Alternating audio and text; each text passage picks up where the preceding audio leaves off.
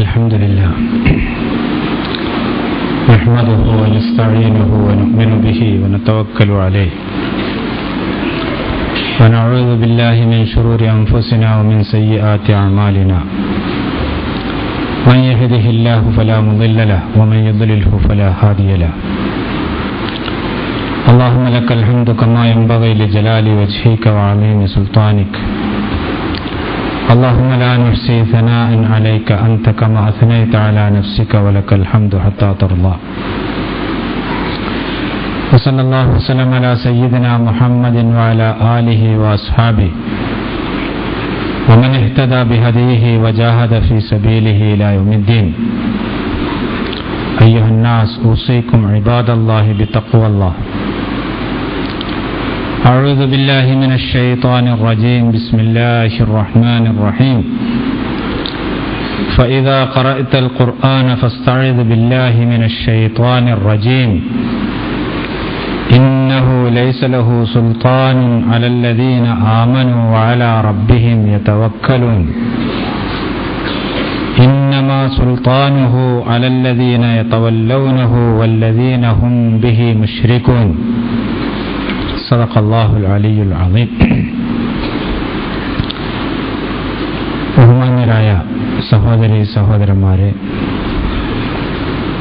അല്ലാഹു സുബ്ഹാനഹു വ തആലയെ സൂക്ഷിച്ചുകൊണ്ടും ഭയന്നുകൊണ്ടും ജീവിക്കണമെന്ന് ആദ്യമായി ഓർമ്മപ്പെടുത്തുകയാണ്. മനുഷ്യനെ സംബന്ധിച്ചിടത്തോളം അവനുള്ള മാർഗദർശനമായി അല്ലാഹു സുബ്ഹാനഹു വ തആല അവതരിപ്പിച്ച് തന്നതാണ് വിശുദ്ധ ഖുർആൻ. ഈ വിശുദ്ധ ഖുർആൻ മനുഷ്യ ജീവിതത്തിനുള്ള വഴികാട്ടിയാണ്.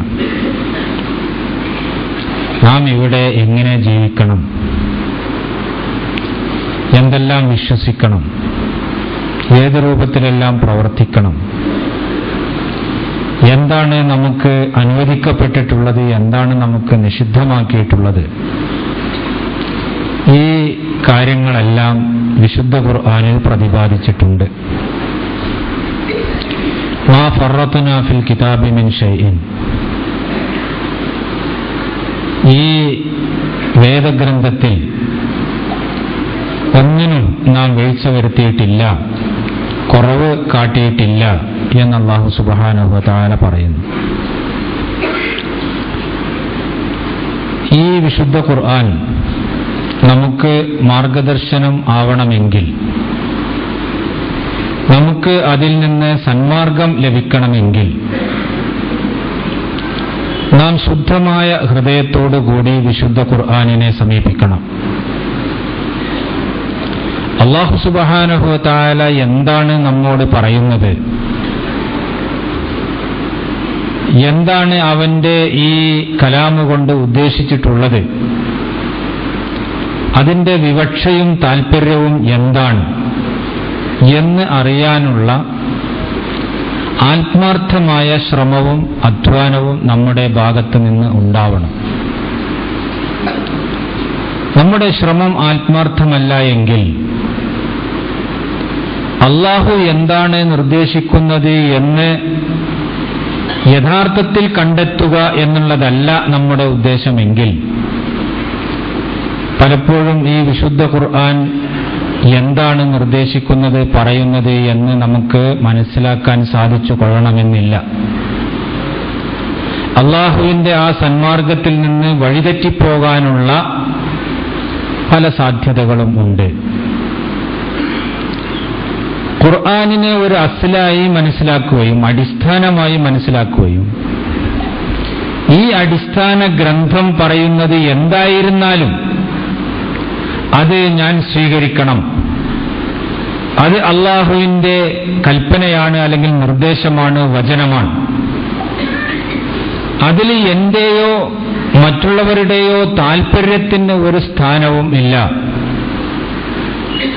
എന്റെ ചിന്താഗതി അനുസരിച്ച് അല്ലെങ്കിൽ ഞാൻ അംഗീകരിക്കുന്നവരുടെ ചിന്താഗതി അനുസരിച്ച് അല്ലെങ്കിൽ എന്റെ താൽപര്യങ്ങൾ അനുസരിച്ച് ഈ ഖുർആനിനെ വ്യാഖ്യാനിക്കണം ആ രൂപത്തിൽ ഖുർആനിനെ വളച്ചൊടിക്കണം എന്ന ഉദ്ദേശത്തോടു കൂടിയാണ് നാം അതിനെ സമീപിക്കുന്നത് എങ്കിൽ ഖുർആനിൽ നിന്ന് സന്മാർഗം നമുക്ക് ലഭിക്കുകയില്ല.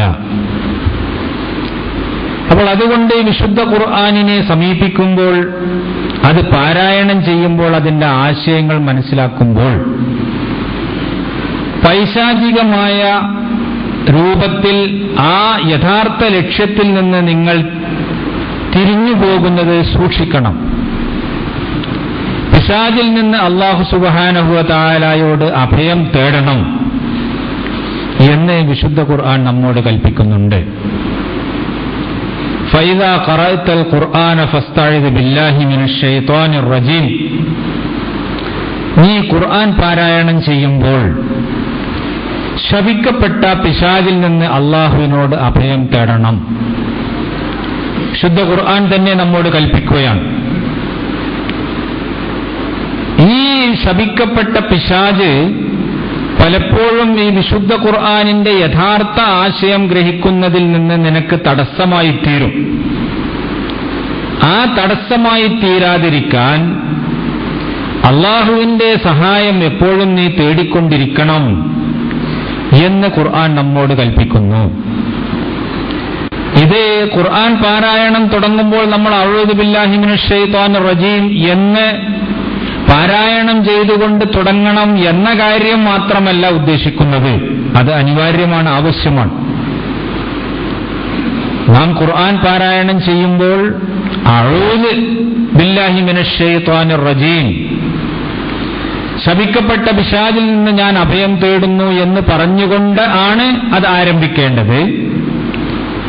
അതുപോലെ ബിസ്മില്ലാഹിർ റഹ്മാനിർ റഹീം, പരമകാരുണികനും കരുണാവാരിധിയുമായ അള്ളാഹുവിന്റെ നാമത്തിലാണ് ഇത് ആരംഭിക്കുന്നത് എന്നൊക്കെ പറഞ്ഞുകൊണ്ട് ഖുർആൻ പാരായണം ചെയ്യുക എന്നുള്ളതാണ് അതിന്റെ മര്യാദ. പക്ഷെ ഈ പറച്ചിൽ എന്തിന്, അതുകൊണ്ട് ഉദ്ദേശിക്കപ്പെട്ടിട്ടുള്ളത് എന്ത് എന്ന് നമ്മൾ അല്പം മനസ്സിലാക്കേണ്ടതുണ്ട്.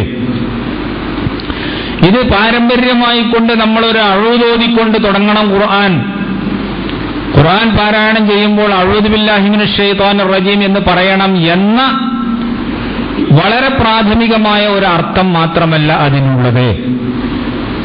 കുറെ കൂടി വിശാലമായ താല്പര്യം അതിനുണ്ട്. പല ആളുകളും വിശുദ്ധ ഖുർആനിനെ സമീപിക്കുന്നത് പല രീതിയിലാണ്. എനിക്ക് ചില വിശ്വാസങ്ങൾ ഉണ്ടായിരിക്കും, ചില ചിന്താഗതികൾ ഉണ്ടായിരിക്കും. ആ ചിന്താഗതികളും വിശ്വാസങ്ങളും ഒരു കാരണവശാലും ഞാൻ കയ്യൊഴിക്കാൻ സന്നദ്ധനാവുകയില്ല. അത് രൂഢമായി വിശ്വസിക്കുകയും ഏത് പരിതസ്ഥിതിയിലും ഇതിൽ നിന്ന് വിട്ടുവീഴ്ചയില്ല എന്ന് ഞാൻ തീരുമാനിക്കുകയും ചെയ്തിട്ടുണ്ടായിരിക്കും. ആ രൂപത്തിലുള്ള ആളുകളെ നമുക്ക് കാണാം. എന്ത് തരത്തിലുള്ള പ്രമാണങ്ങളും എന്ത് തരത്തിലുള്ള തെളിവുകളും ഏതെല്ലാം തരത്തിലുള്ള ന്യായങ്ങളും അവരെ പറഞ്ഞ് ബോധ്യപ്പെടുത്തിയാലും അവരുടെ ആ നിലപാടിൽ നിന്ന് അവർക്ക് ഒരു മാറ്റവും ഉണ്ടാവുകയില്ല. ഇങ്ങനെയുള്ള ചില ആളുകളുണ്ട്. വേറെ ചില ആളുകൾ സ്വന്തമായി തന്നെ ചില അഭിപ്രായങ്ങളും സ്വന്തമായി തന്നെ ചില ചിന്താഗതികളുമൊക്കെ ഉണ്ടാക്കിയെടുത്തവരാണ്. അല്ലെങ്കിൽ അവർ അത്തരത്തിലുള്ള ചില ചിന്തകന്മാരുടെയോ ദാർശനികന്മാരുടെയോ നേതാക്കളുടെയോ ഒക്കെ അനുയായികളാണ്. അവർ പറയുന്നതാണ് ഇവരെ സംബന്ധിച്ചിടത്തോളം സത്യത്തിന്റെ മാനദണ്ഡം. ഇന്ന ആള് പറഞ്ഞാൽ അല്ലെങ്കിൽ ഇന്ന വിഭാഗം പറഞ്ഞാൽ അതിനപ്പുറം ചിന്തിക്കുകയോ നോക്കുകയോ പറയുകയോ വേണ്ട എന്ന ഒരു നിലപാടാണ് അവർ സ്വീകരിച്ചിട്ടുള്ളത്. അങ്ങനെയുള്ള ആളുകളെയും സംഘങ്ങളെയും ഒക്കെ നമുക്ക് കാണാനും സാധിക്കും. ചിലപ്പോൾ പിശാച് തന്നെ നമ്മുടെ ചിന്തകളെ തെറ്റായ വഴിയിലേക്ക് തിരിച്ചു കൊണ്ടുപോകുവാനും പരിശുദ്ധ ഖുർആനിന്റെ ആശയങ്ങളെ തെറ്റായ രീതിയിൽ മനസ്സിലാക്കുവാനുമുള്ള പ്രേരണ നമ്മുടെ മനസ്സിൽ ചെലുത്തി എന്നും വരാം. നേർക്കുനേരെ എന്താണ് അല്ലാഹു സുബ്ഹാനഹു വ തആല പറയുന്നത്? പ്രവാചകൻ തിരുമേനി സല്ലല്ലാഹു അലൈഹി വസല്ലം എങ്ങനെയാണ് അതിനെ വിശദീകരിച്ചത്? സഹാബത്തും താബിഈകളുമൊക്കെ ഏത് രീതിയിലാണ് ആ ഖുർആനിനെ ഉൾക്കൊണ്ടത്, അതെല്ലാം തന്നെ മറന്നുകൊണ്ടും അതെല്ലാം തന്നെ അവഗണിച്ചുകൊണ്ടും വേറെ ഒരു വഴിക്കും വേറെ ഒരു ചിന്തയിലും വിശുദ്ധ ഖുർആനിനെ കൊണ്ടുപോകുവാനും വ്യാഖ്യാനിക്കുവാനുമൊക്കെ പിശാച് നമുക്ക് പ്രേരണ നൽകിയെന്ന് വരാം. ഇങ്ങനെയൊക്കെയുള്ള രീതികൾ ഉണ്ടാകുമ്പോൾ ആ സന്ദർഭങ്ങളിലെല്ലാം യഥാർത്ഥത്തിൽ എന്താണ് വിശുദ്ധ ഖുർആൻ പറയുന്നത്, ആ ഖുർആനിന്റെ ആശയങ്ങൾ മനസ്സിലാക്കി അത് എന്താണ് എന്ന് ചിന്തിച്ച് അത് കണ്ടെത്തി അത് സ്വീകരിക്കുക. അത് കുറെ കാലമായി തന്റെ മനസ്സിൽ കൊണ്ടു നടന്ന ആശയങ്ങൾക്ക് എതിരാണെങ്കിലും താൻ ഇഷ്ടപ്പെടുന്നവരോ താൻ നേതൃത്വം ഏൽപ്പിച്ചവരോ ആയ ആളുകളോ സംഘങ്ങളോ ഒക്കെ ആ രൂപത്തിലുള്ള ഖുർആനിന്റെ ആശയത്തിന് എതിരാണ് എങ്കിലും വിശുദ്ധ ഖുർആൻ യഥാർത്ഥത്തിൽ സത്യമായും പറയുന്നത് ഇതാണ് എന്ന് നമുക്ക് ബോധ്യപ്പെട്ട് കഴിഞ്ഞാൽ അത് സ്വീകരിക്കാനും അംഗീകരിക്കാനും നമുക്ക് സാധിക്കേണ്ടതുണ്ട്. ഇതിൽ നിന്നെല്ലാം പലപ്പോഴും പലതരത്തിലുള്ള സ്വാർത്ഥപരമായ താൽപര്യങ്ങൾ നമ്മെ തിരിച്ചു കളയും. ഇത്തരത്തിലുള്ള ഒരു നിലപാട് സ്വീകരിക്കുന്നതിന് തടസ്സമായി നിൽക്കും. അതൊക്കെ പൈശാചികമാണ് എന്ന് മനസ്സിലാക്കി ആ പിശാചിന്റെ ദുസ്വാധീനത്തിൽ നിന്ന് രക്ഷപ്പെടാൻ അല്ലാഹു സുബ്ഹാനഹു വ തആലയുടെ സഹായത്തിന് വേണ്ടി പ്രാർത്ഥിച്ചുകൊണ്ടിരിക്കണം എന്നാണ് ഈ വിശുദ്ധ വചനം നമ്മോട് നിർദ്ദേശിക്കുന്നത്. ഇസ്ലാമിക ചരിത്രത്തിൽ പല വിഭാഗങ്ങളെയും നമുക്ക് കാണാൻ സാധിക്കും. പല ചിന്താഗതിക്കാരും പല ആശയഗതിക്കാരുമൊക്കെ ഈ ഇസ്ലാമിക സമൂഹത്തിൽ ഈ കഴിഞ്ഞ നൂറ്റാണ്ടുകളിലായി ഉണ്ടായിട്ടുണ്ട്, ഇപ്പോഴും ഉണ്ടായിക്കൊണ്ടിരിക്കുകയും ചെയ്യുന്നുണ്ട്. തിരുമേനി സല്ലല്ലാഹു അലൈഹി വസല്ലമയുടെ കാലഘട്ടത്തിന് ശേഷം ഇസ്ലാമിക സമൂഹത്തിൽ ഖവാരിജുകൾ, മുഅ്തസിലകൾ, ഷിയാക്കൾ, മുർജിആക്കൾ എന്നൊക്കെ പറഞ്ഞുകൊണ്ടുള്ള ചില ചിന്താഗതിക്കാരും ആശയഗതിക്കാരുമൊക്കെ രംഗപ്രവേശം ചെയ്യുകയുണ്ടായി. മുസ്ലിം സമൂഹത്തിൽ പലതരത്തിലുള്ള ചിന്തകളുമൊക്കെ പ്രചരിപ്പിക്കുവാനും അങ്ങനെ പ്രവാചകനും സഹാബത്തും നിലനിന്നിരുന്ന ആ നിലപാടിൽ നിന്ന് അവരെ മാറ്റുവാനും വേണ്ടിയിട്ടുള്ള ശ്രമങ്ങൾ നടക്കുകയുണ്ടായി. ആ രൂപത്തിലുള്ള ഒരുപാട് ചിന്താഗതികളെ നമുക്ക് ചരിത്രത്തിൽ കാണാൻ സാധിക്കും. അതുപോലെ തന്നെ ഗ്രീക്കുകാരുടെയും പാശ്ചാത്യരുടെയുമൊക്കെ തത്വശാസ്ത്രങ്ങളും അവരുടെ പഠനങ്ങളുമൊക്കെ മുസ്ലിം സമൂഹത്തിൽ സ്വാധീനം നേടിയപ്പോൾ അത്തരക്കാരായ ആളുകളുടെ ചിന്തകളുമായി ഇൽമുൽ കലാമിന്റെ ആളുകൾ എന്നുള്ള രീതിയിൽ കുറെ ചിന്തകളും കുറെ തരത്തിലുള്ള വിചാരഗതികളുമൊക്കെ ഇസ്ലാമിക സമൂഹത്തിൽ പ്രചരിക്കുകയുണ്ടായി. പിന്നീട് കാലത്ത് സൂഫിസത്തിന്റെയും ആ രൂപത്തിലുള്ള വൈരാഗത്തിന്റെയോ സന്യാസത്തിന്റെയോ ഒക്കെയുള്ള രീതിയിൽ അത്തരത്തിലുള്ള കുറെ ചിന്തകൾ സൂഫി തരീഖത്തുകളും സൂഫി രീതികളുമായിക്കൊണ്ട് ഇങ്ങനെ ഇസ്ലാമിക സമൂഹത്തിലുണ്ടായി.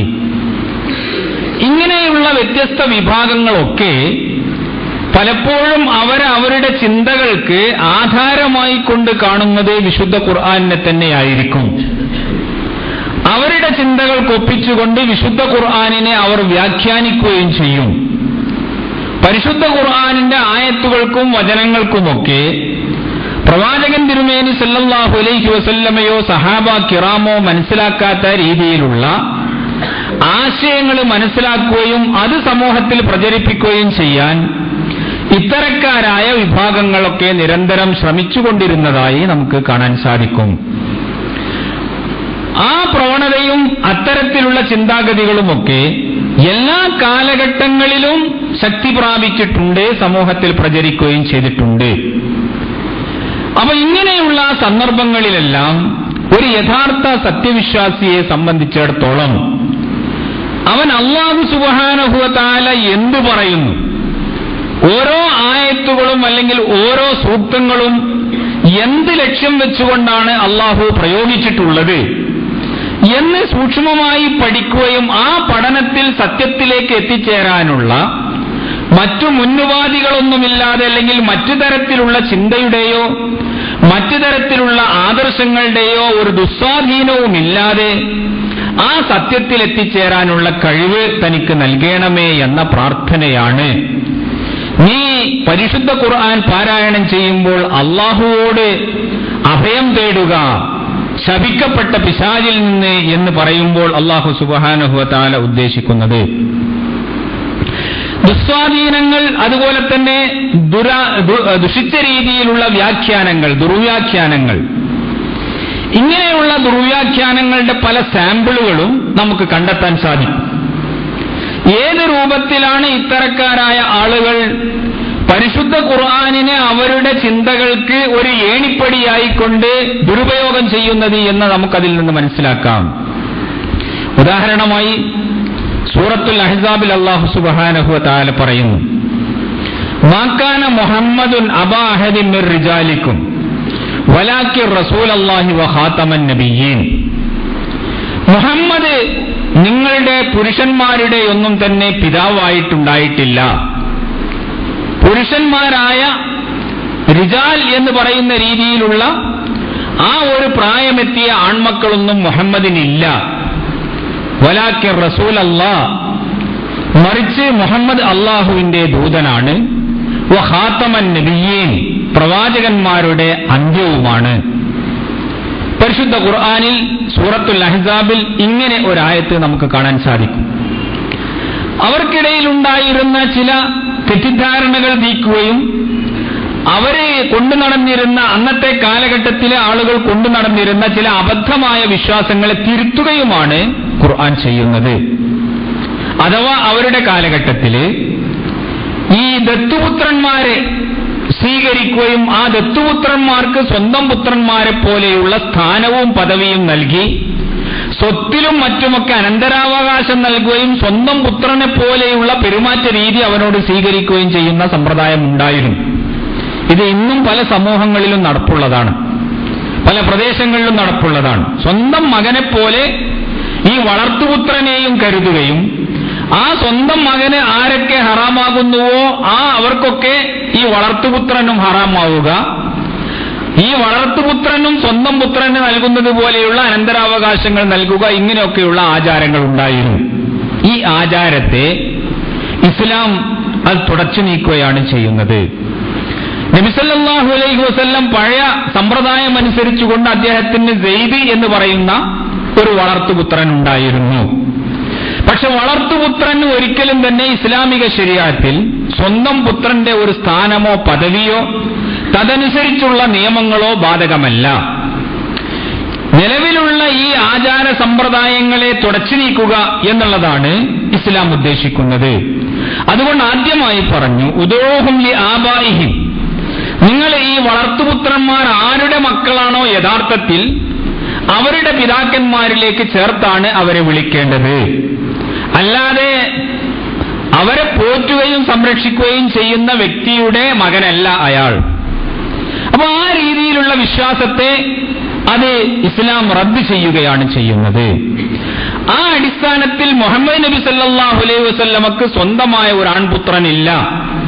നബി സല്ലല്ലാഹു അലൈഹി വസല്ലമക്ക് ജനിച്ച സ്വന്തമായ കുട്ടികളൊക്കെ വളരെ ചെറിയ പ്രായത്തിൽ തന്നെ അവർ മരിച്ചു പോവുകയും ചെയ്തിട്ടുണ്ട്. അവരൊരിക്കലും റജുലി എന്ന് പറയുന്ന, പുരുഷൻ എന്ന് പറയുന്ന രീതിയിലുള്ള ഒരു പ്രായത്തിൽ എത്തിയിട്ടില്ല. അപ്പൊ അതുകൊണ്ട് ഈ സെയ്ദ് എന്ന് പറയുന്ന വ്യക്തി തിരുമേനി സല്ലല്ലാഹു അലൈഹി വസല്ലമയുടെ പുത്രനല്ല. നബി സല്ലല്ലാഹു അലൈഹി വസല്ലം അള്ളാഹുവിന്റെ ദൂതനും അന്ത്യപ്രവാചകനുമാണ്. അതുകൊണ്ട് നിലവിലുള്ള ജാഹിലിയ്യ സമ്പ്രദായങ്ങളെ മുഴുവൻ തന്നെ തുടച്ചു നീക്കുകയും തൽസ്ഥാനത്ത് ഇസ്ലാമിന്റെ വിധികളും സമ്പ്രദായങ്ങളും ഒക്കെ നടപ്പാക്കുകയും ചെയ്യാൻ അദ്ദേഹം ബാധ്യസ്ഥനാണ്. അപ്പോൾ ആ അടിസ്ഥാനത്തിലാണ് നിലവിൽ നിങ്ങൾ സ്വീകരിച്ചുകൊണ്ടിരിക്കുന്ന എല്ലാ അനിസ്ലാമിക ആചാരങ്ങളെയും ഇല്ലായ്മ ചെയ്തുകൊണ്ട് തുടച്ചു നീക്കിക്കൊണ്ടുള്ള ചില നടപടിക്രമങ്ങൾ ഈ അന്ത്യപ്രവാചകൻ സ്വീകരിക്കുന്നത്. അപ്പോൾ ഇവിടെ റസൂൽ തിരുമേനി സല്ലല്ലാഹു അലൈഹി വസല്ലമയുടെ സ്ഥാനം വ്യക്തമാക്കി കൊടുക്കുന്നു. നബി സല്ലല്ലാഹു അലൈഹി വസല്ലം എടുക്കുന്ന ചില നിലപാടുകളുടെ അതിന്റെ അന്തസ്സത്ത എന്താണ് എന്നും പ്രേരകം എന്താണ് എന്നും വിശദീകരിച്ചു കൊടുക്കുന്നു. ആ അടിസ്ഥാനത്തിൽ റസൂൽ തിരുമേനി സല്ലല്ലാഹു അലൈഹി വസല്ലം അന്ത്യപ്രവാചകനായതുകൊണ്ട് നിലവിലുള്ള എല്ലാ അനിസ്ലാമിക ആചാരങ്ങളെയും നിഷ്കാസനം ചെയ്യുക എന്നത് അദ്ദേഹത്തിന്റെ ദൗത്യമായതുകൊണ്ട് നിങ്ങൾക്കിടയിലുള്ള ഇത്തരത്തിലുള്ള ആചാര സമ്പ്രദായങ്ങൾ തിരുമേനി സല്ലല്ലാഹു അലൈഹി വസല്ലം റദ്ദാക്കുകയും അത് തുടച്ചു നീക്കുകയും ചെയ്യുന്നു എന്ന് വിശുദ്ധ ഖുർആൻ പഠിപ്പിക്കുന്നു. പക്ഷേ നബി സല്ലല്ലാഹു അലൈഹി വസല്ലമക്ക് ശേഷം വീണ്ടും പ്രവാചകന്മാർ വരേണ്ടതുണ്ട് എന്ന് കരുതുന്നവരായ ആളുകളും അവരുദ്ദേശിക്കുന്ന ചില പ്രവാചകന്മാർ വന്നിട്ടുണ്ട് എന്ന് സ്ഥാപിക്കാൻ ഉദ്ദേശിക്കുന്നവർക്കും ഈ ഖുർആനിക വചനത്തെ ആ രൂപത്തിൽ മനസ്സിലാക്കാൻ പ്രയാസമുണ്ടായിരിക്കും. അപ്പോൾ അതിനെ അവരുടെ മനസ്സിന് ഇണങ്ങിയ തരത്തിലുള്ള ഒരു വ്യാഖ്യാനം പറഞ്ഞുകൊണ്ട് ഒപ്പിക്കാൻ ശ്രമിക്കും.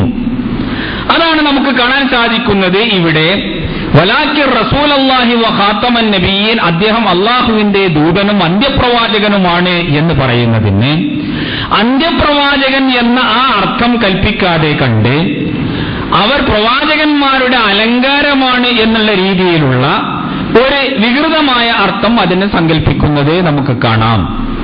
അപ്പോൾ ഖാതം എന്ന് പറയുന്നതിന് അന്ത്യൻ, ഒരു പ്രവാചകത്വത്തിന് അന്ത്യം കുറിച്ചവൻ എന്നുള്ള അർത്ഥം യഥാർത്ഥത്തിൽ പ്രവാചകൻ തിരുമേനി സല്ലല്ലാഹു അലൈഹി വസല്ലമയെ സംബന്ധിച്ച് പ്രയോഗിക്കുകയും അത് നൂറ്റാണ്ടുകളായി മുസ്ലിം സമൂഹം അതേ രൂപത്തിൽ തന്നെ മനസ്സിലാക്കുകയും ചെയ്യുമ്പോൾ ചില കുബുദ്ധികളായ ആളുകൾ അവരുടെ താൽപര്യങ്ങൾക്ക് ഈ പദം വഴങ്ങുന്നില്ല എന്ന് കാണുമ്പോൾ അതിനെ വേറെ രൂപത്തിൽ ദുർവ്യാഖ്യാനം ചെയ്യാൻ മെനക്കെടുന്നത് നമുക്ക് കാണാം. മറ്റൊരു ഉദാഹരണം പറയാം. യാ അയ്യുഹല്ലദീന ആമനു തഖുല്ലാഹ വബ്തഗൂ ഇലൈഹിൽ വസീല. പരിശുദ്ധ ഖുർആനിൽ നമുക്കിങ്ങനെ ഒരു ആയത്ത് കണ്ടെത്താൻ സാധിക്കും. സത്യവിശ്വാസികളെ, നിങ്ങൾ അള്ളാഹുവിനെ ഭയപ്പെടുക, അള്ളാഹുവിനെ സൂക്ഷിക്കുക. വബ്തഗൂ ഇലൈഹിൽ വസീല, ആ അള്ളാഹുവിലേക്ക് എത്തിച്ചേരാനുള്ള മാർഗങ്ങൾ നിങ്ങൾ കണ്ടെത്തുകയും ചെയ്യുക. അള്ളാഹു സുബ്ഹാനഹു വ തആലയിലേക്ക് എത്തിച്ചേരാനും അവന്റെ പ്രീതി സമ്പാദിക്കാനുമുള്ള വഴികൾ നിങ്ങൾ തേടുക എന്ന് പറഞ്ഞതിന് ഇതുവരെയുള്ള എല്ലാ മുഫസ്സിറുകളും ഖുർആൻ വ്യാഖ്യാതാക്കളും പ്രവാചകൻ തിരുമേനി സല്ലല്ലാഹു അലൈഹി വസല്ലമയുടെ കാലഘട്ടത്തിന് ശേഷം നൂറ്റാണ്ടുകളോളം ജീവിച്ച മുസ്ലിം സമൂഹവും നൽകിയ വ്യാഖ്യാനം ആ അല്ലാഹു സുബ്ഹാനഹു വ തആലയുടെ പ്രീതി കരസ്ഥമാക്കാൻ പറ്റുന്ന അമലു സ്വാലിഹാത്ത് ചെയ്യുക എന്നുള്ളതാണ്, സൽക്കർമ്മങ്ങൾ അനുഷ്ഠിക്കുക എന്നുള്ളതാണ്. അപ്പോൾ അല്ലാഹു സുബ്ഹാനഹു വ തആലയെ ഭയപ്പെടുക, അവന്റെ പ്രീതി സമ്പാദിക്കാനുള്ള വഴികൾ എന്താണോ ആ വഴി നിങ്ങൾ സ്വീകരിക്കുക. ഇത് അല്ലാഹു സുബ്ഹാനഹു വ തആല പറയുന്നു. അത് നിങ്ങളുടെ കേവലം ഒരു വിശ്വാസം കൊണ്ട് നിങ്ങൾ രക്ഷപ്പെടാൻ പോകുന്നില്ല, നിങ്ങളുടെ പ്രവർത്തനങ്ങൾ കൂടി അനിവാര്യമാണ്. ആ പ്രവർത്തനങ്ങളിലൂടെ മാത്രമേ അള്ളാഹുവിന്റെ തൃപ്തി നേടിയെടുക്കാൻ നിങ്ങൾക്ക് സാധിക്കുകയുള്ളൂ എന്ന് വ്യക്തമാക്കുകയാണ് ചെയ്യുന്നത്. ഇതേ രീതിയിൽ തന്നെ സഹാബാക്കിറാം മനസ്സിലാക്കി, സലഫുസ്സാലിഹുകൾ മനസ്സിലാക്കി. പരിശുദ്ധ ഖുർആനിന് വ്യാഖ്യാനം നൽകുന്ന വ്യാഖ്യാതാക്കൾ നൂറ്റാണ്ടുകളായി അവരുടെ ഖുർആൻ വ്യാഖ്യാനങ്ങളിൽ അത് വ്യക്തമായി എഴുതുകയും രേഖപ്പെടുത്തുകയും ചെയ്തു. പക്ഷെ ചില ആളുകൾക്ക് ചില കുബുദ്ധി തോന്നുകയും അവർ ഉദ്ദേശിക്കുന്ന രീതിയിലുള്ള ഒരു അർത്ഥം ഇതിന് നൽകാം എന്ന് പിന്നീട് അവർ കണ്ടെത്തുകയും ചെയ്യുന്നു. അപ്പോൾ അതാണ് അല്ലാഹു സുബ്ഹാനഹു വ തആലയിലേക്ക് ഇടയാളന്മാരെ തേടുക എന്നൊരർത്ഥം അതിനവർ സങ്കല്പിക്കുന്നു. അള്ളാഹുവിലേക്ക് ഇടയാളന്മാരെ തേടുക എന്ന് പറയുന്നത് അല്ലാഹു സുബ്ഹാനഹു വ തആലയുടെ സാമീപ്യം നിങ്ങൾ ആഗ്രഹിക്കുന്നുവെങ്കിൽ നേരിട്ട് അള്ളാഹുവിലേക്ക് എത്താനുള്ള ആ സാധ്യതയല്ല നിങ്ങൾ ഉപയോഗപ്പെടുത്തേണ്ടത്. മറ്റുള്ളവരിലൂടെ, ഇടയാളന്മാരിലൂടെ, മധ്യവർത്തികളിലൂടെ അള്ളാഹുവിലേക്ക് ചെന്നെത്താനാണ് നിങ്ങൾ ശ്രമിക്കേണ്ടത് എന്ന രീതിയിലുള്ള ഒരു അർത്ഥമാണ് ഈ ആയത്തിന് അവർ നൽകുന്നത്. ഈ അർത്ഥം യഥാർത്ഥത്തിൽ പരിശുദ്ധ ഖുർആൻ എന്തൊരു കാര്യം സ്ഥാപിക്കാൻ വേണ്ടിയാണോ വന്നത്, മുസ്ലിം ഉമ്മത്തിനെ എന്തൊരു വിശ്വാസമാണോ അത് പഠിപ്പിക്കുന്നത്, ആ വിശ്വാസത്തിന് ഘടകവിരുദ്ധമാണ് എന്ന് നമുക്ക് കാണാൻ സാധിക്കും. അല്ലാഹു സുബ്ഹാനഹു വ തആല അവന്റെ ദാസന്മാരായ ആളുകളെ, ജനങ്ങളെ വിളിച്ചുകൊണ്ട് പറയുന്നത്, എന്നോട് നിങ്ങൾ പ്രാർത്ഥിക്കുകയും എനിക്ക് നിങ്ങൾ ഇബാദത്ത് എടുക്കുകയും എന്റെ സാമീപ്യം നിങ്ങൾ തേടുകയും ചെയ്യണം എന്നുള്ളതാണ്. മാത്രമല്ല അള്ളാഹുവിലേക്ക് അടുക്കാൻ ഒരു മധ്യവർത്തിയിലൂടെ മാത്രമേ സാധിക്കുകയുള്ളൂ, മറ്റുള്ളവരിലൂടെ മാത്രമേ സാധിക്കുകയുള്ളൂ എന്നും അവരെ അള്ളാഹുവിന്റെ അടുത്ത് ഞങ്ങൾക്ക് ശുപാർശ ചെയ്യുന്നവരാണ് എന്നും ഉള്ള വിശ്വാസത്തെ അത് അബദ്ധമായ വിശ്വാസമായിട്ടും ശിർക്ക് കലർന്ന വിശ്വാസമായിട്ടും പരിചയപ്പെടുത്തുകയാണ് വിശുദ്ധ ഖുർആൻ ചെയ്തത്. അള്ളാഹു ഒരിക്കലും തന്നെ മധ്യവർത്തികളെ അംഗീകരിക്കുന്നില്ല. അവനിലേക്ക് അടുക്കുവാനും അവനോട് പ്രാർത്ഥിക്കുവാനും വേറെ ഒരാളുടെ സഹായം വേണമെന്ന് ആരെയും പഠിപ്പിക്കുന്നില്ല. പ്രവാചകന്മാർ വന്നുകൊണ്ടും അതുപോലെ തന്നെ അള്ളാഹുവിന്റെ ദാസന്മാർ വന്നുകൊണ്ടും പരിശുദ്ധ വേദഗ്രന്ഥങ്ങൾ ഇറങ്ങിക്കൊണ്ടുമൊക്കെ മനുഷ്യനെ പഠിപ്പിച്ചത് അല്ലാഹു സുബ്ഹാനഹു വ തആലയോട് നേരിട്ട് പ്രാർത്ഥിക്കുവാനും അവന്റെ സഹായം തേടുവാനും മാത്രമാണ്. അപ്പോൾ ഇങ്ങനെയുള്ള ഖുർആനിന്റെ ആശയം യഥാർത്ഥത്തിൽ വികലമായ ചില സങ്കല്പങ്ങൾക്കും വിശ്വാസങ്ങൾക്കും തെറ്റുകൾക്കും അത് ന്യായമാകുന്നതിന് വേണ്ടി ഖുർആനിനെ അവർ വളച്ചൊടിക്കുന്ന രീതിയാണ് ഇത്തരം ഉദാഹരണങ്ങളിൽ നമുക്ക് കണ്ടെത്താൻ സാധിക്കുന്നത്. ഇതും പിശാചിന്റെ കെണിയിൽപ്പെടുന്ന ഒന്നാണ് എന്നും ഇത്തരത്തിലുള്ള പൈശാചികമായ ദുർബോധനങ്ങളിൽ നിന്ന് നിങ്ങൾ അള്ളാഹുവിനോട് അഭയം തേടണമെന്നും പരിശുദ്ധ ഖുർആൻ നമ്മോട് താൽപര്യപ്പെടുന്നു. അപ്പോൾ യഥാർത്ഥത്തിൽ അല്ലാഹു സുബ്ഹാനഹു വ തആലയുടെ വചനങ്ങൾ എന്താണ് മനുഷ്യ സമൂഹത്തോട് പറയുന്നത് എന്ന് കണ്ടെത്തുക, അത് മനസ്സിലാക്കുക, ഇതിനുള്ള ശ്രമമാണ് ഒരു സത്യവിശ്വാസിയുടെ ഭാഗത്തു നിന്ന് ഉണ്ടാവേണ്ടത്. ഇങ്ങനെ ഖുർആനിന്റെ ആശയങ്ങൾ ഗ്രഹിക്കാൻ വേണ്ടി നമ്മൾ ശ്രമിക്കുമ്പോൾ നമുക്ക് അനിവാര്യമായും തന്നെ ഖുർആനിനെ സംബന്ധിച്ചിടത്തോളം ചില കാര്യങ്ങൾ മനസ്സിലാക്കേണ്ടതുണ്ട്. ഖുർആനിന്റെ ആയത്തുകൾ അല്ലെങ്കിൽ ഖുർആനിന്റെ ശൈലി അത് ഏത് പശ്ചാത്തലത്തിൽ ഏത് സന്ദർഭത്തിൽ ഇറങ്ങി എന്ന് മനസ്സിലാക്കുക ഖുർആനിന്റെ ആശയം മനസ്സിലാക്കാൻ വളരെ പ്രധാനപ്പെട്ടതാണ്. ഏതൊരു പശ്ചാത്തലത്തിലാണ് അല്ലാഹു സുബ്ഹാനഹു വ തആല അത് പറയുന്നത്, ആരോടാണ് അത് പറയുന്നത് എന്ന് അതിന്റെ പശ്ചാത്തലത്തിൽ നിന്ന് അടർത്തിയെടുത്തുകൊണ്ട് നമ്മൾ മനസ്സിലാക്കിയാൽ, ചിന്തിച്ചാൽ പലപ്പോഴും തന്നെ നാം തെറ്റിദ്ധാരണയിൽപ്പെടുകയും അബദ്ധമായ ആശയങ്ങളിലേക്ക് പോയി ചാടുകയും ചെയ്യും. അതുകൊണ്ടാണ് ഇത്തരത്തിലുള്ള സന്ദർഭങ്ങളിൽ ഓരോ ആയത്തുകളെയും സംബന്ധിച്ച് അത് ആരെ സംബന്ധിച്ച് ഇറങ്ങി, ഏത് പശ്ചാത്തലത്തിൽ ഇറങ്ങി, ആരാണ് അതിന്റെ പരാമർശം എന്ന് മനസ്സിലാക്കുന്നത് വളരെ പ്രധാനമാണെന്ന് കരുതിക്കൊണ്ടാണ് ഈ രൂപത്തിലുള്ള കാര്യങ്ങളെല്ലാം പ്രത്യേകം രേഖപ്പെടുത്താൻ നമ്മുടെ മഹാന്മാരായ ഉലമാക്കളും ഇമാമുകളും ശ്രദ്ധിച്ചത് എന്ന് നമ്മൾ മനസ്സിലാക്കേണ്ടതുണ്ട്. അല്ല എങ്കിൽ ഖുർആനിന്റെ യഥാർത്ഥ ആശയം നമുക്ക് വ്യക്തമാവുകയില്ല, തെറ്റിദ്ധാരണകൾ ഉണ്ടാകും. ഉദാഹരണമായിട്ട് പറയാം, ഇപ്പോൾ എല്ലാവരും പലപ്പോഴും തന്നെ വിശുദ്ധ ഖുർആൻ ഇങ്ങനെ വായിച്ചു നോക്കുന്ന ഒരാള് ഖുർആനെ സംബന്ധിച്ചിടത്തോളം വ്യക്തമായ ഒരു ധാരണ അയാൾക്കില്ല എങ്കിൽ അയാള് വിചാരിക്കുന്ന പല അർത്ഥങ്ങളും ആയിരിക്കുകയില്ല, അല്ലെങ്കിൽ അയാൾ ഉദ്ദേശിക്കുന്നത് പോലെ ആയിരിക്കുകയില്ല ഖുർആനിന്റെ പരാമർശം.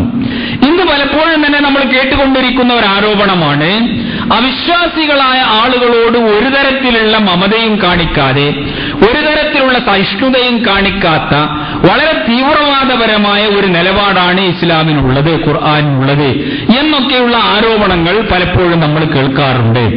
ഖുർആനിന്റെ ചില വചനങ്ങൾ അവർ എടുത്തുദ്ധരിക്കുകയും പല ലേഖനങ്ങളിലുമൊക്കെ അത് പരാമർശിക്കുകയും ചെയ്യുന്നതും നമുക്ക് കാണാം. അത് കേൾക്കുമ്പോൾ ആ ഖുർആനിന്റെ വചനങ്ങൾ ഇതാണ് എന്ന് മനസ്സിലാക്കുമ്പോൾ പലർക്കും തെറ്റിദ്ധാരണ ഉണ്ടാവുകയും ചെയ്യും. പക്ഷേ ഖുർആൻ അത് ആ വാചകങ്ങൾ ആരെ സംബന്ധിച്ച് ഏത് പശ്ചാത്തലത്തിൽ എപ്പോൾ പ്രയോഗിച്ചു എന്ന് മനസ്സിലാക്കാതെ കണ്ട് ഖുർആന്റെ ആശയങ്ങൾ കണ്ടെത്താൻ ശ്രമിച്ചതാണ് ഈ കുഴപ്പത്തിന് കാരണം എന്ന് കാര്യങ്ങളെ സംബന്ധിച്ച് പഠിക്കുമ്പോഴേ നമുക്ക് ബോധ്യം വരികയുള്ളൂ. ഉദാഹരണമായി പറയുകയാണല്ലോ, ഖാത്തിലുല്ലദീന യലൂനകും മിനൽ കുഫാരി വൽ യജിദു ഫീകും ഗില്ലതൻ എന്ന് പരിശുദ്ധ ഖുർആനിൽ അല്ലാഹു സുബ്ഹാനഹു വ തആല പറയുന്നുണ്ട്. നിങ്ങളുടെ സമീപത്ത് നിങ്ങളുമായിട്ട് സഹവസിക്കുന്ന, നിങ്ങളുടെ സഹവാസത്തിൽ നിങ്ങളുമായിട്ട് കൂടിച്ചേരാൻ വരുന്ന അല്ലെങ്കിൽ നിങ്ങളോട് അടുത്തു വരുന്ന സത്യനിഷേധികളായ ആളുകളോട് നിങ്ങൾ സമരം ചെയ്യുക, നിങ്ങൾ അവരോട് വളരെ പരുഷമായ രീതിയിൽ പെരുമാറുക എന്ന് വിശുദ്ധ ഖുർആൻ പറയുന്നുണ്ട്. അതുപോലെ തന്നെ വഖ്തുലൂഹും ഹൈസു സഖിഫ്തുമൂഹും, നിങ്ങൾ കാണുന്നിടത്ത് വെച്ച് നിങ്ങൾ അവരെ കൊല ചെയ്യുക, വധിച്ചു കളയുക എന്നും വിശുദ്ധ ഖുർആൻ പറയുന്നുണ്ട്. ഖുർആനിന്റെ ഈ ആയത്തുകൾ അല്ലെങ്കിൽ ഈ വാചകങ്ങൾ മാത്രം അടർത്തിയെടുത്തുകൊണ്ട് ഇതാണ് ഖുർആൻ മറ്റുള്ളവരെ സംബന്ധിച്ചിടത്തോളം പഠിപ്പിക്കുന്നത്, നിർദ്ദേശിക്കുന്നത്, അവിശ്വാസികളായ ആളുകളെയൊക്കെ കാണുന്നിടത്ത് വെച്ച് കൊല്ലണമെന്നും പരുഷമായിട്ട് അവരോട് പെരുമാറണമെന്നുമാണ് അല്ലാഹു സുബ്ഹാനഹു വ തആല താൽപര്യപ്പെടുന്നത് എന്ന് ഒരാൾക്ക് വേണമെങ്കിൽ മറ്റുള്ളവർക്കിടയിൽ പ്രചരിപ്പിക്കാം. അങ്ങനെ പ്രചരിപ്പിച്ചുകൊണ്ടിരിക്കുകയും ചെയ്യുന്നുണ്ട്. അതുകൊണ്ടാണ് ഈ ഗ്രന്ഥം നിലനിൽക്കുന്നിടത്തോളം കാലം സമാധാനം ഉണ്ടാവുകയില്ല എന്നൊക്കെ ചില ആളുകളെ വാദിക്കുകയോ പറയുകയോ ഒക്കെ ചെയ്യുന്നതും. പക്ഷെ യഥാർത്ഥത്തിൽ എന്താണ് അല്ലാഹു സുബ്ഹാനഹു വ തആല പറയുന്നത്, ആരെ സംബന്ധിച്ചാണ് ഈ പറഞ്ഞത് എന്ന് നമ്മൾ മനസ്സിലാക്കുമ്പോൾ നമുക്ക് ഒരു കാര്യം ബോധ്യപ്പെടും, അത് അങ്ങനെ തന്നെയാണ് പറയേണ്ടത് എന്ന്. അതായത് റസൂൽ തിരുമേനി സല്ലല്ലാഹു അലൈഹി വസല്ലമയും തിരുമേനിയുടെ ശത്രുക്കളുമായി യുദ്ധം പ്രഖ്യാപിച്ചു കഴിഞ്ഞ ഒരു സാഹചര്യത്തിൽ ആ യുദ്ധപ്രഖ്യാപനം എന്ന് പറയുന്നത് തന്നെ നബിയും സഹാബത്തും അത്തരത്തിലുള്ള ഒരു ഘട്ടത്തിലേക്ക് എത്തുന്നത് സഹിക്കാനുള്ളതെല്ലാം സഹിച്ചു കഴിഞ്ഞ് അതിന്റെ പരമമായ ഒരു ദറജയിൽ ഡിഗ്രിയിൽ എത്തിയതിന് ശേഷം മാത്രമാണ് എന്നുള്ളതും ചരിത്രപരമായി നമുക്ക് മനസ്സിലാക്കാൻ സാധിക്കും. എന്ത് തരത്തിലുള്ള ദ്രോഹങ്ങൾ ചെയ്താലും എങ്ങനെ മർദ്ദിച്ച് ഒടുക്കാൻ വേണ്ടി ശ്രമിച്ചാലും ശരി, അവർക്കരോട് തിരിച്ചു ഒന്നും തന്നെ ചെയ്യരുത് എന്നുള്ള നിർദ്ദേശങ്ങളായിരുന്നു ഒരുപാട് കാലം മുസ്ലിം സമൂഹത്തിന് നൽകപ്പെട്ടിട്ടുണ്ടായിരുന്നത്. എന്നിട്ട് ഈ ഉപദ്രവത്തിന്റെയും മർദ്ദനത്തിന്റെയും പീഡനത്തിന്റെയും എല്ലാം രൂക്ഷത കൊണ്ട് ഞങ്ങൾ എന്തെങ്കിലും ഒന്ന് അങ്ങോട്ട് തിരിച്ചടിക്കട്ടെ എന്ന് അനുവാദം ചോദിച്ചു കൊണ്ടുവരുന്ന സഹാബിവര്യന്മാരോട് അതിനുള്ള അനുവാദം എനിക്ക് നൽകപ്പെട്ടിട്ടില്ല, അതുകൊണ്ട് നിങ്ങൾ ക്ഷമിക്കുക എന്ന് പറഞ്ഞുകൊണ്ട് അവരെ തിരിച്ചയക്കുകയാണ് പ്രവാചകൻ സല്ലല്ലാഹു അലൈഹി വസല്ലം ചെയ്യുന്നത് എന്നും നാം മനസ്സിലാക്കേണ്ടതുണ്ട്. അതുപോലെ ഇങ്ങോട്ട് ആക്രമിക്കുകയോ ദ്രോഹിക്കുകയോ ഒന്നും ചെയ്യാത്ത ആളുകളെ ഒരു രൂപത്തിലും തന്നെ അങ്ങോട്ട് കഷ്ടപ്പെടുത്തുകയോ ബുദ്ധിമുട്ടിക്കുകയോ ചെയ്യരുത് എന്നുള്ള ശക്തമായ നിർദ്ദേശങ്ങൾ നൽകപ്പെടുകയും ചെയ്തിട്ടുണ്ടായിരുന്നു.